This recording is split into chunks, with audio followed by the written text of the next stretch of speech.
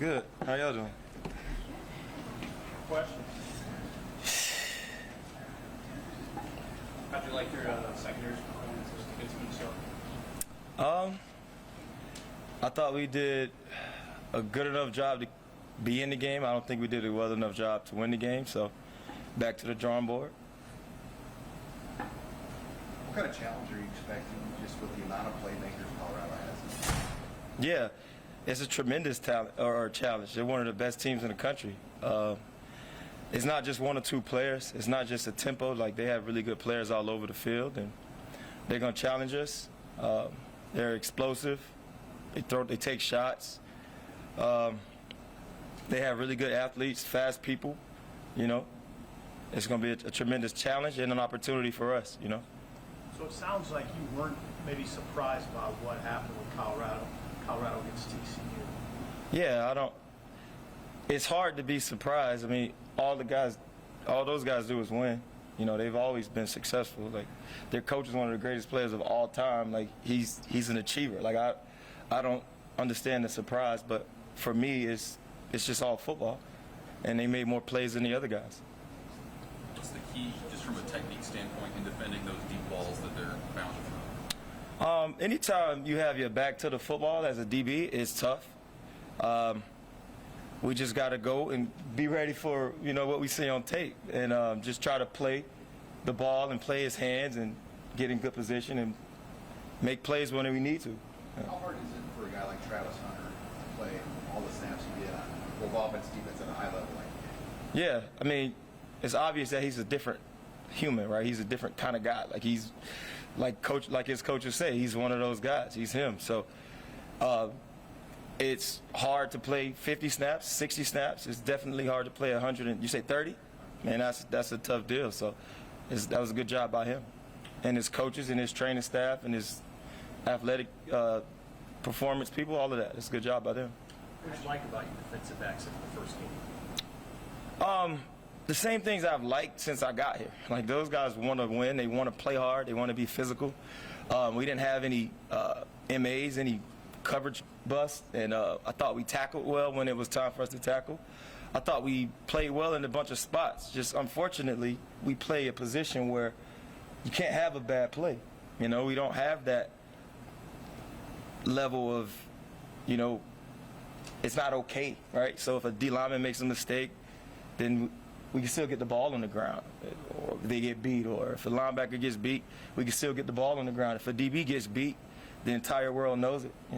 But that's life, though. Like, that's just how it is playing DB. What are the things you want to tighten up on?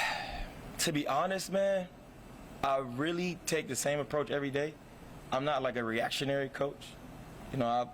We preach the same things every day, and whether we won 100-0 and gave up 0 yards, or we lost 100-0 and gave up 10,000 yards, it would be the same thing. The everyday things that I talk about, and that's really it. The Minnesota receiver made a great play, obviously, on that 4th and 10 in the end. Yeah. How do you attack that one in particular with Malcolm? I mean, is it just the guy beat him there? Yeah. I know he made an inside move, went out, obviously gets his foot inbounds. Like, when you're coaching that on film, where do you start? I tell Malcolm and whoever else gets beat, that's on me. If I didn't put him in that position to where his reaction to that is second nature, then I didn't do a good enough job. The only thing that they must bring is their effort and their discipline and their violent nature. Like, everything else is on me. So that is what it is. I got to do a better job of putting him in that situation and making sure that he aligns where he needs to align, and that is solely on me. It's a big week for Quentin Newsome this week, obviously going against a guy like Hunter and their other receivers. How have you seen him kind of embrace that moment going throughout this week? If I'm a good coach at all, those guys come with the same attitude every day, right? Like, again, like, DB is a position where I'm not a very good athlete, but if I catch one of our DBs with the wrong eyes or the wrong leverage, I could probably catch a ball on them. So, again, they have great players. I think I have competitive players that will be ready to make plays and go to war, and we'll see how it turns out. We'll have bad plays.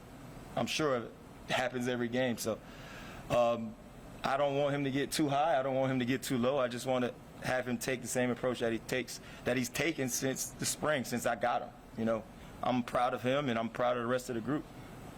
Coach, how chaotic could it be on the field for a DB when an offense needs to go as fast as Colorado showed its team at TCU? If it wasn't real chaotic for defenders, I'm not sure they would do it. Going fast is hard for everyone. We just got to take a deep breath and make sure that we're preparing and hydrating and getting in the best shape we can and putting our bodies in the best position to be successful on Saturday. And it's gonna be a challenge for us. This is why they do it. What are you expecting just from the scene, the atmosphere in Boulder for Deion Sanders' first home game there? Not gonna lie to you, I don't have any expectations. The scenery and the fandom, none of that's for me. You know, I just want my guys to play well. I want us to play well as a defense, and I want us to play well as a team. I don't get really caught up in much else. Respectfully. What we saw out of Omar Brown, Deshaun Singleton, is that what you've been seeing pretty much throughout? Yeah, I'm not surprised at those guys at all. I see it every single day. I wish you could be a fly on the wall in my meeting room with the level of like intent and detailed and like legitimate questions and recall and just preparation and just those guys are everything that I've ever wanted to coach. So I'm not surprised by any of that. I'm not surprised by Omar's success. Like I said, it happened with Giff around the spring game. The light hit, and it's been on. Now it's a floodlight. And same thing with Omar. Like, I expect those guys to just keep getting better because they figured it out. They know what I want. They know what I expect. And now, as a standard setter, I feel like those guys are trying to go above the standard that I set. So eventually I have to raise it. We'll see what happens. So is that the next challenge then after this past game? You raise the standard? Yep. If you talk to me next week, I'll be trying to raise it again. And eventually you get to a point where we play lights out football and we help the team win. This situation and the altitude, the tempo that they like to play, Yep. if they have the ball for a lot of plays, do you anticipate needing your depth even more than you did? Yeah. Well, every week I talk to the guys that are not starters about proving to me on Monday, Tuesday, Wednesday, Thursday, and Friday how much they want to be in. I talk to them about I don't really control the depth chart or how much they play. I think they do. So we got some guys trying to step up this week because they know, if we play 90 plays, I can't expect the starters to play 90 plays. Hopefully it doesn't come down to 90 plays, but if it does, then I have to put some of those guys in. So hopefully today and tomorrow and Friday they show me they deserve to be in. I know you're on the defensive side of the ball, but how have you seen Jeff Sims respond in practice against you guys? I treat Jeff like I treat all of my players. Like, we just go one day at a time. And I don't think he has to overreact. I think, again, that's a position where things are magnified and mistakes, the margin of error is this small, and one mistake could end up on YouTube and Twitter and that. So he's, again, just going to attack it and get in his drills and work on what his coach tells him to work on. I have a lot of confidence in Jeff. One or two different outcomes and then we having a different conversation, right? But again, that's football. The margin of error for that position and the DB position is, unfortunately, really small. All good. All right. Good? No problem. Have a good day. Pepe, what's up?